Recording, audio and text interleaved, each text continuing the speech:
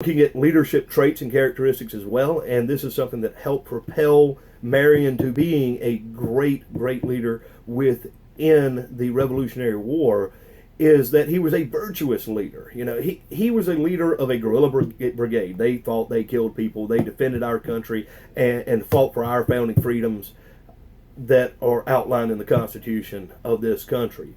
But one thing is that he, concerning the atrocities that were taking place, he did not take place in those. Time and time again, Marion would refuse to give in into passion, prejudice, vengeance, and all the different emotions that were flowing throughout the ranks, throughout the military structure. As I noted earlier, what Peter Orry said, that all of the men that ever drew the sword, Marion was the most humane. And this is coming from a dear friend of Marion, documented, and that, you know, he prevented cruelty and cruel actions in his presence and also in his absence. He would not allow it to take place either way. He expected this out of his officers, and he expected this out of his men, and he expected this out of the neighbors. He just found the practice of burning the private homes abominable.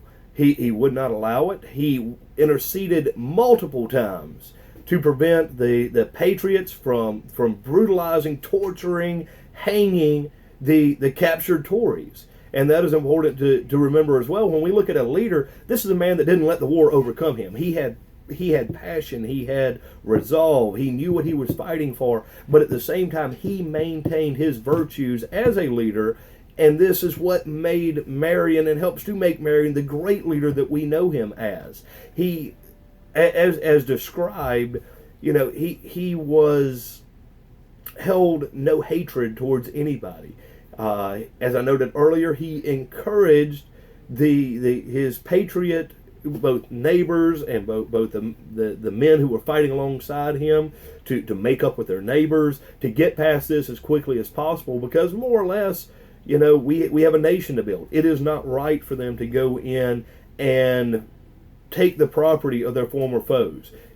From a leadership standpoint, even during the war fighting portion of this, Francis Marion was thinking long term and saying, we have a country to rebuild. A country that is now in turmoil. It's war stricken. It's almost in a form of anarchy. There is looting and plundering and burning all throughout the United States at this time, and he is already thinking, even in a time of war and total destruction, about the rebuilding of what is going on.